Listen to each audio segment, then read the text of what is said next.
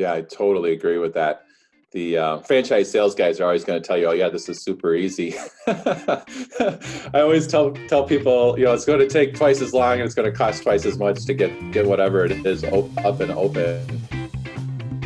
Hello, and welcome to the Hire Yourself podcast. We publish episodes twice a week about franchising and business.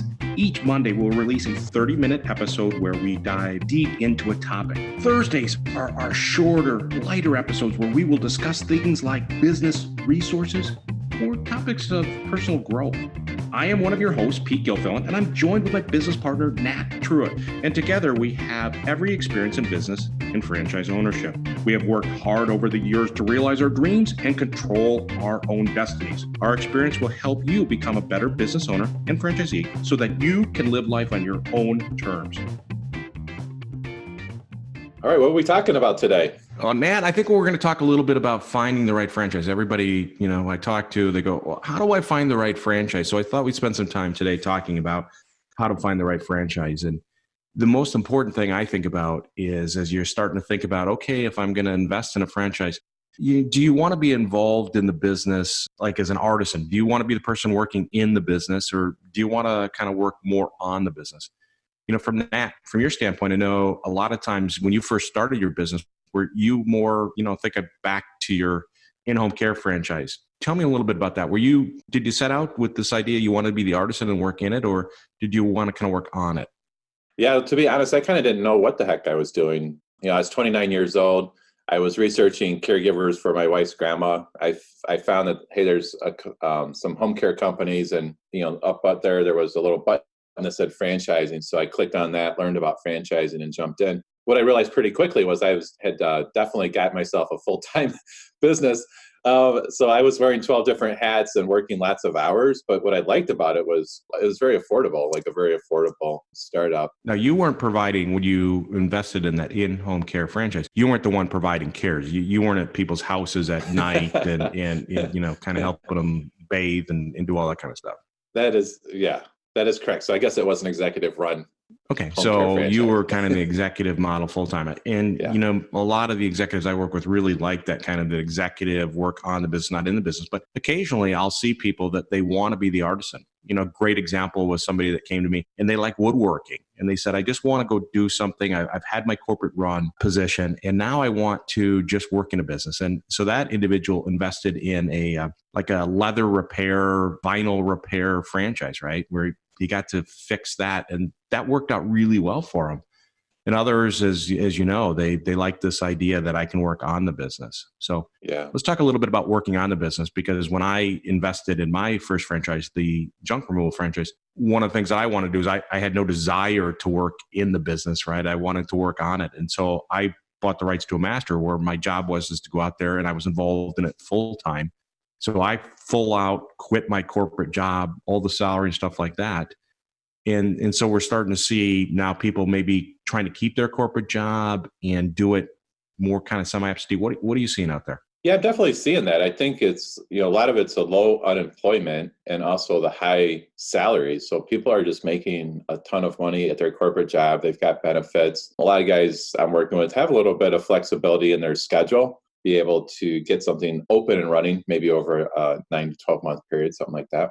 Yeah, I think there's trade-offs, right? So I work with a lot of executives that we talk about this semi-absentee, and you have to be really good, right? So if you have a high-level corporate job, the demands of those. It's a lot of hours. And so my belief is you have to be very efficient with your time and a great leader, because the guys that I've interviewed that are fully into the executive model semi-absentee, they keep their corporate job and they're doing the franchise on the side. They got a manager, they're watching over the manager, but that's 15 to 20 hours a week.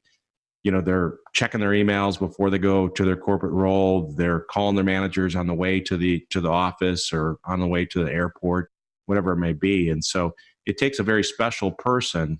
Executive model semi-absentee sounds easy, but it can be a lot of work, and you have to be very good at what you do to be able to pull it off. Yeah, we were talking, I think, a couple of weeks ago about that gig economy. So kind of the concept of people doing things on the side so that they can have more choices or more freedom, down the road. And I do think that's kind of like a dual path. And so, it's like you're doing it on the side, but it's like your side hustle, as the kids say.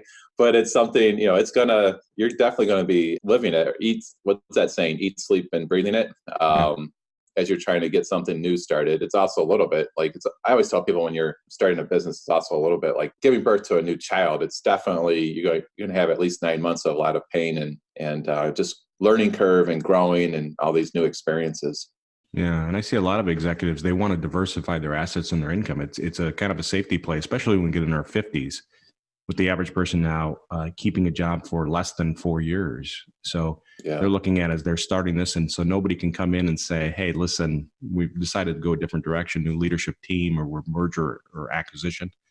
And so this puts them in a position where they can start something on the side. And I use the term in the book, hire yourself, right?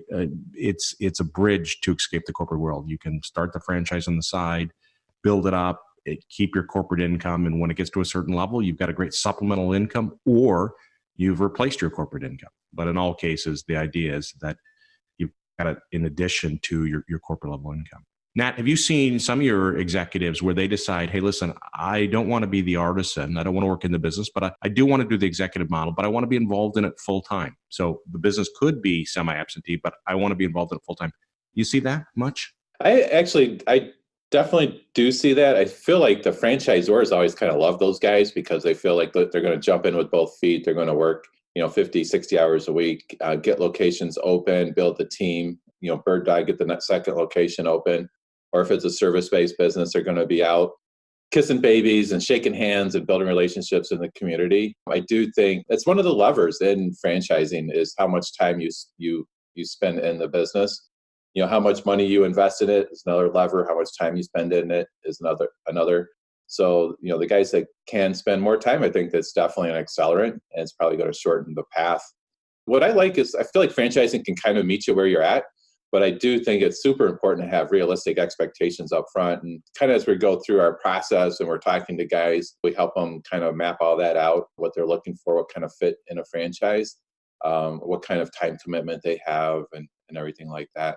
Yeah, that's a big deal, the time commitment, right? And so you have to pick that correctly.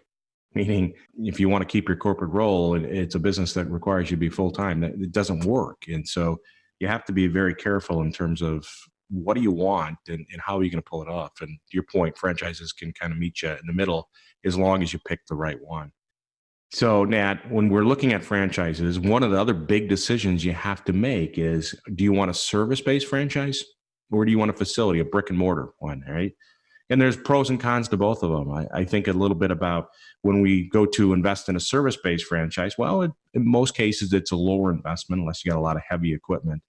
It tends to be able to be opened a little bit faster, right? So you can go to training and the next month you've got your business up and running. And certainly from the standpoint of service, sometimes it isn't overly sexy or doesn't have a lot of prestige, right? So it's not very sexy to do restoration, get the water or smoke damage out of people's houses, but it's a needed service. On the flip side is, I think with facilities, when people look at facilities, they know that they tend to be higher investments. Sometimes it takes more time to find the location. I mean, it could take you 6 months or longer to find a location and then build it out. So your time to market seems to be longer, obviously. But other people like facility-based concepts because you can basically have an easier sales process. The customer's coming to you, and that's pretty cool. So what are you seeing in terms of people as they investigate franchises? You see them more leaning towards service or you see them more towards facility? What do you think? Yeah, it's interesting. I feel like for me, when I think of service, actually, ironically, I feel like a lot of brick and mortar are service at this point, whether it's hair cutting or working out or things like that. Even though it's in a brick and mortar, the service, others, that you're kind of talking about is more like truck-based service or distributed employee-based service. So you have employees out in the field at people's houses or people's place of business. And again, I think it kind of depends on the candidate. I think a lot of people come to us initially kind of looking for brick and mortar because that's what they're used to or familiar with, because it's at the corner of Main Street and Main Street. You have, XYZ franchise because it's in with a sign right there. People don't realize there's about 1,100 service-based franchises. They're a little bit more behind the scenes. And so I always try to take an apples to oranges to bananas approach. So kind of a lot of times through the process, we'll look at 1 or 2 brick and mortar and then also 1 or 2 service-based or truck-based businesses. And I'm always actually kind of amazed how many guys actually end up really liking the attributes of the field-based service business. Yeah, I think over the last couple of years, I've seen a trend going towards more service-based, truck-based, as you call it. And I think that is one, because the real estate market's tight, and there just seems to be more opportunity out there in terms of the service. So if I place 50 people in franchises a year, I'll call half of them over the last couple of years have been service-based or truck-based franchises. So we're definitely seeing a trend. And a lot of it can be also speed to market. Again, I don't have to find that location. I can get right after it. But one of the things when we talk about truck-based or service-based businesses is that those are really hard businesses to be semi-absentee. You know, that executive model semi-absentee. There aren't a lot of service-based, truck-based businesses that allow you to be semi-absentee to keep your corporate job and start that business on the side. Yeah, I totally agree with that. The franchise sales guys are always going to tell you, "Oh yeah, this is super easy." I always tell people, it's going to take twice as long and it's going to cost twice as much to get whatever it is up and open. But it's really, actually, I remember you were telling me about your ride-along story with when you started your junk business, right? What was that all about? So, from a standpoint of the junk removal, when we went out to our discovery day, my wife came with me, and one of the things we had to do as part of the discovery day to learn about the business, we actually had to move junk. Right? So my wife and I are in the front of this truck, and we get out, and they kind of do hey, this is how much it's going to cost. Then they're like, okay, put these gloves on and start moving stuff. I'm like, well, that's real world right there. And I knew I didn't want to do that full time, but I had to understand it. I had to understand how to do estimates and what the work entailed. But boy, that wasn't for me. And when you talk about service-based businesses not being sexy, that would be an example of a service-based business that isn't very sexy, but you can make some pretty good money with, certainly, from that standpoint. That's what I do like about franchising. It's like when you're researching franchises, if you follow the process and go through and have the conversations, part of the one phase that we help people go through is the due diligence or validation. And then also, we talk about with the franchise fast pass about being able to get you a corporate visit. So you're able to go to the corporate office or the world headquarters, meet with the executives there, kind of do the day in the life or the ride along, like what you're talking about with your junk business. So I do think that there's plenty of opportunities for guys to really get underneath the hood, see what a day in the life looks like, see what their employees are going to be doing. You do need to take an organized approach to the research, though. Yeah, it's funny. You mentioned people, and that's another important thing as we look at investing in a franchise, right? Are you comfortable managing people? Do you want 3 employees, or are you okay with a franchise, like a massage franchise where you maybe have to have 40 massage therapists on your staff? It's funny. I had a candidate the other day, and he went and spent the day in the life with a franchisee. And believe it or not, that given week, they had lost 3 massage therapists in like one day. 3 of them quit for different reasons. And my guy goes, hey, I couldn't understand why they did it. The next day they hired 4 new ones, right? They got 1 back, and then they got 3 new ones. So the net number was up, but it taught them that, hey, listen, it's a business where I'm going to have to manage people, and it takes a lot. And so some people are comfortable with that and others aren't. Yeah, I think it's important through the research phase to really understand what reality is. I also coach my guys. We want to make sure that there's no surprises like 6 or 9 or 12 months down the road. So kind of like what you're saying with the employee turnover, right? Like if everything was rosy, the sales process, everything was rosy and all that, but then they start their business and the reality is there's turnover, big chunks of turnover, then I think that's kind of a problem. That's why it really is important to roll up your sleeves and do that, due diligence or validation, exactly like what your guy was doing. Because I think most people are okay if they know, eyes wide open, and then they can make that decision, right? I think it's if you set expectations here and the reality is down here, I always think it's the better policy is to under promise and over deliver. And then I think people are pretty okay with most anything. Yeah, I just listened to a speaker who talked a little bit about setting your expectations at the right level, and you'll be a lot happier person, right? So, yes, yeah, totally. And I'm applying that to the winter weather here in Chicago, right? I go with this philosophy, hey, I'll expect it to be 20 below every day, and if it's anything better than 20 below, life is good. Yeah. I talk a little bit about, in regards to business development, because that's a big part of being involved in a franchise business is you got to go find customers and you have to understand what your comfort level is. Are you comfortable going out there and talking to people? Do you want the customers to come to you? Do you want them to walk through the door of facility, or are you comfortable, somebody calls you and says, hey, come to our house and tell us how to fix something? So when you talk to people about that, what's the most important thing you share with them as they think about business development and how they'd have to be involved in a franchise business? I think a lot of it comes down to you, is your preference at this stage of your life? Because most guys have done business development at some point, but is your preference to be more brick and mortar, have customers come to you, or be more field-based service? And then, it's more the responsibilities on you as the owner to go out and do business development. With senior care is actually one of the toughest business development franchises because, it's just I call it a run for mayor type business. So you're out shaking hands and kissing babies all week long.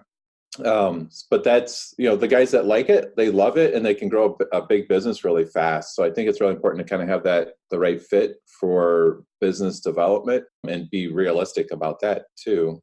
A lot of the franchises have gotten really good at kind of their digital marketing too, which I think is super helpful. So, they'll have as a franchisee, you don't really have to worry too much typically about your website or Google AdWords or Facebook and all that. Because usually when you go to corporate and meet with the franchisor, you're going to actually see all these people that's what they do all day long, is try to get you more business. So that's something I always tell people to kind of think about or research as they're doing business. Even when you're thinking about business development, a big component is the online strategy that the brand has for you. A lot of them even have call centers at this point, which is really helpful too. So you're getting more leverage as the business owner, whether it's executive run or what have you. So I think that really kind of accelerates the growth of the business. Yeah, I think the marketing model is so important. How do they help you find customers? And you've got to vet that out when you're looking or investigating franchises. But in all cases, whether you have a facility-based franchise or a service-based franchise, you're the face of your business, right? And a lot of times people like facility-based because the customer comes to them, but you still have a sales process within that facility, right? So if you're trying to get somebody to sign up to become a member of your yoga studio or a member of your massage franchise, right? So the idea is it's always business development. It's just a question of, are you going to somebody or are they coming to you?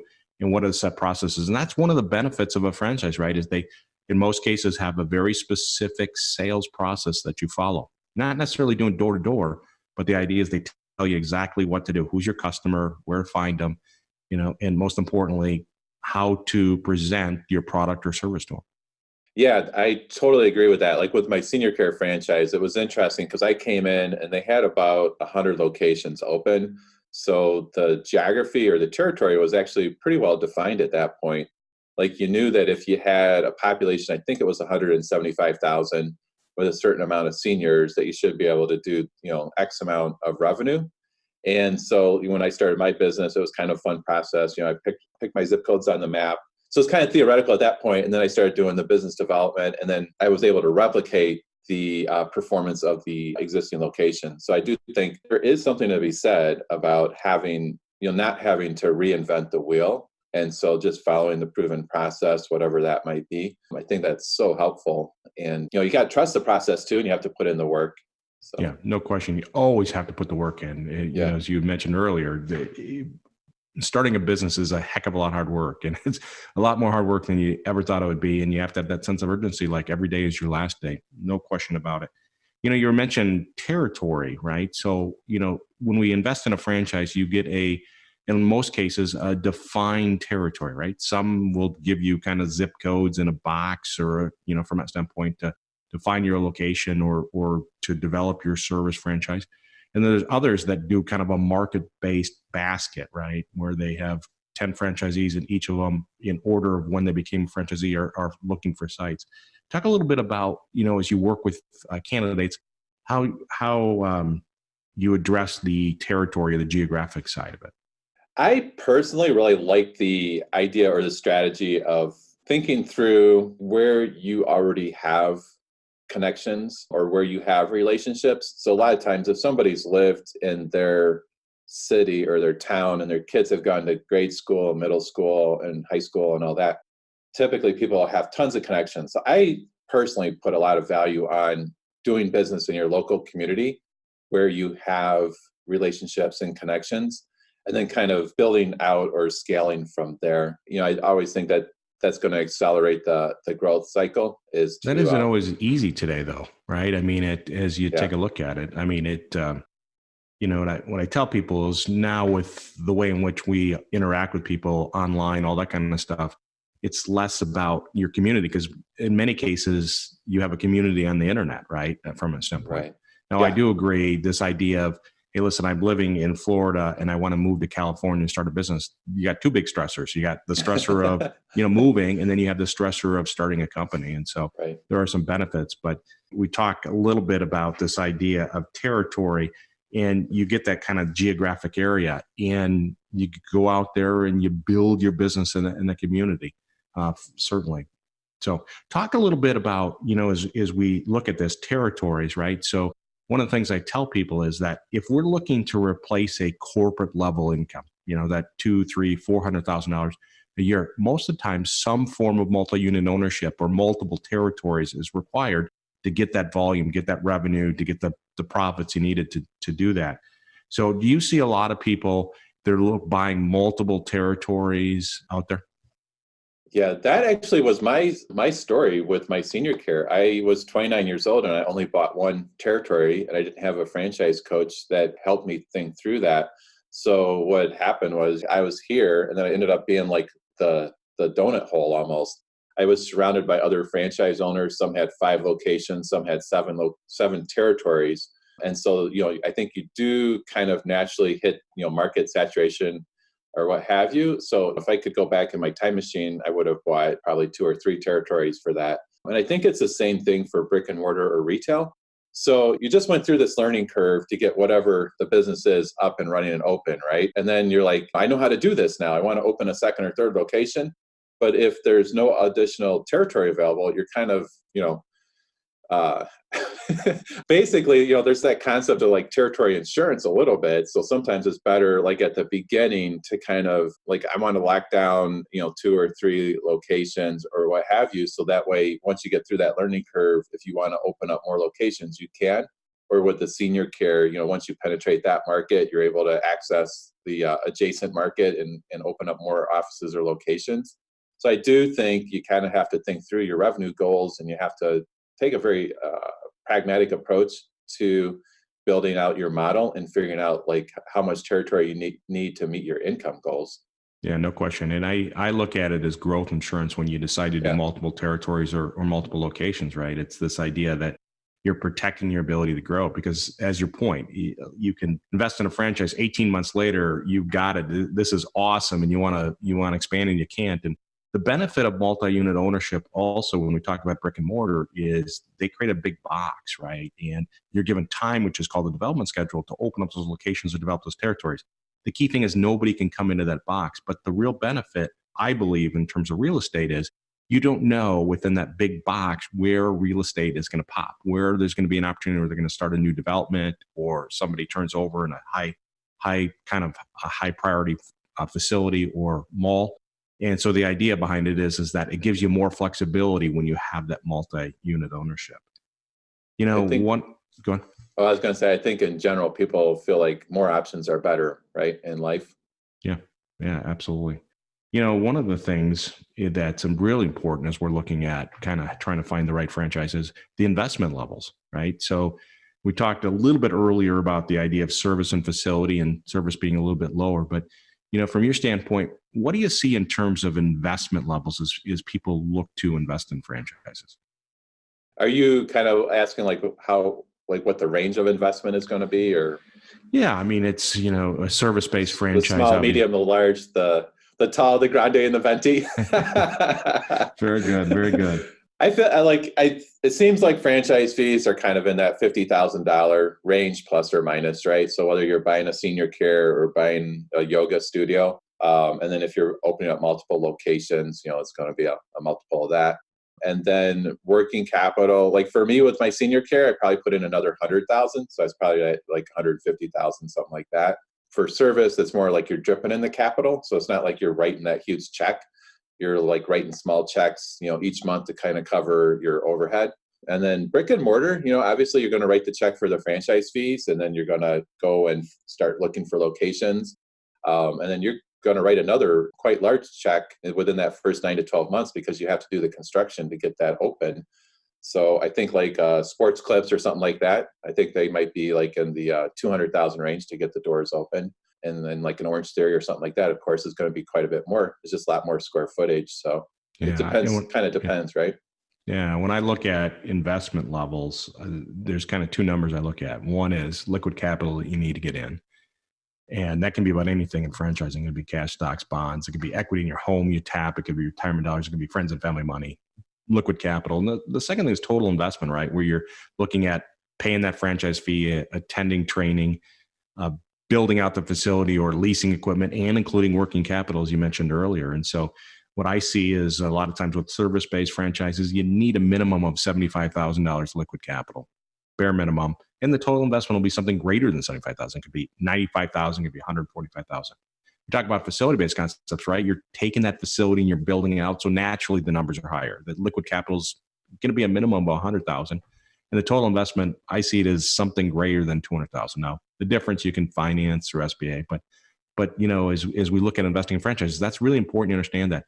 The cool thing I think today is there's lots of different sources of capital or money, right? To go out there, whether it's SBA or through the ROPS program, tapping your retirement, but you have access to many different levers to fund your business. I think that's pretty cool.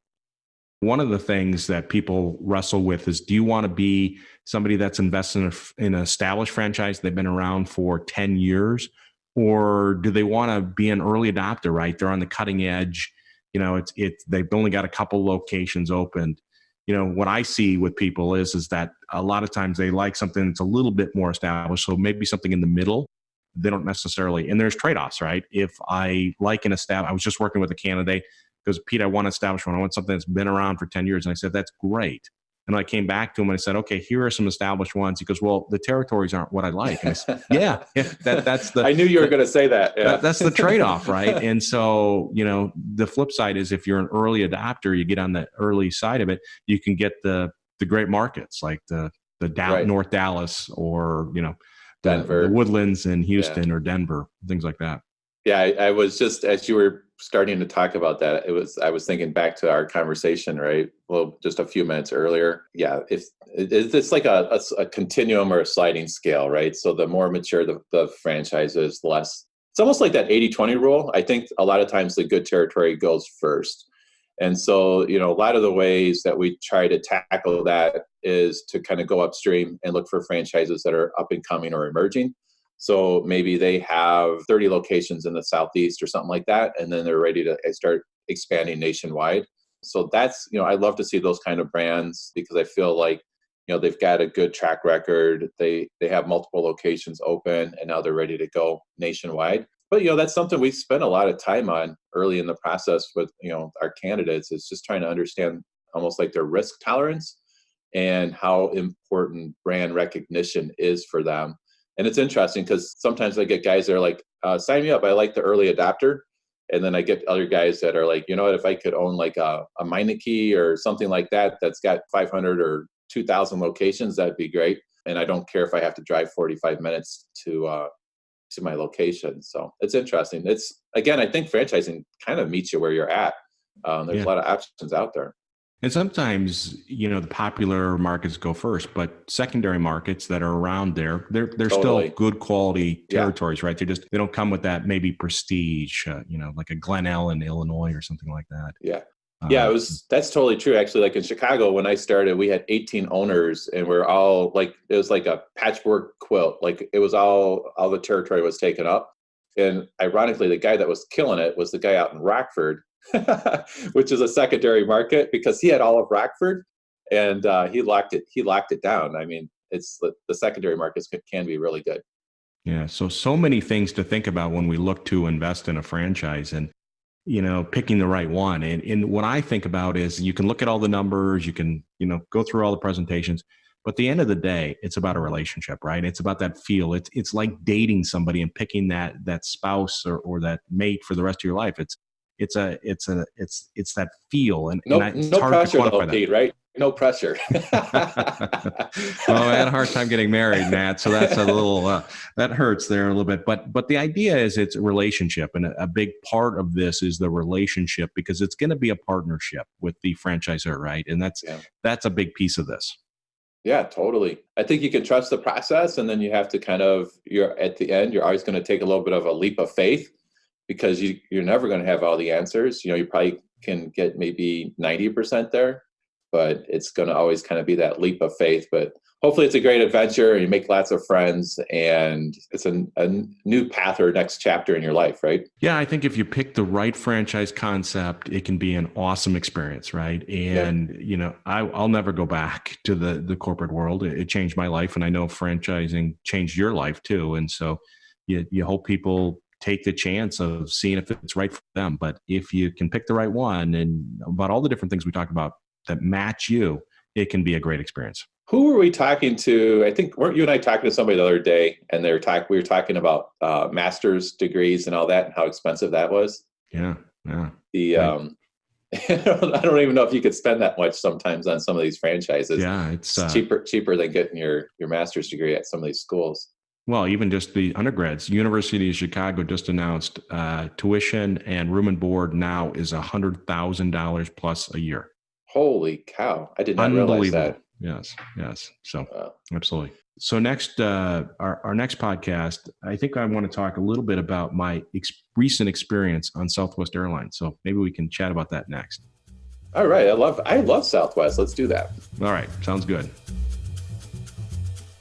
Thanks for listening to this episode of the Hire Yourself podcast. If you enjoyed this episode, please subscribe, give us a rating, and leave a comment on iTunes or wherever you're listening to our podcast. Hire Yourself offers some great resources on our website at hireyourself.com. And if you would like more content regularly, follow us on LinkedIn or Facebook. We look forward to you listening again to help you on your journey of living life on your own terms.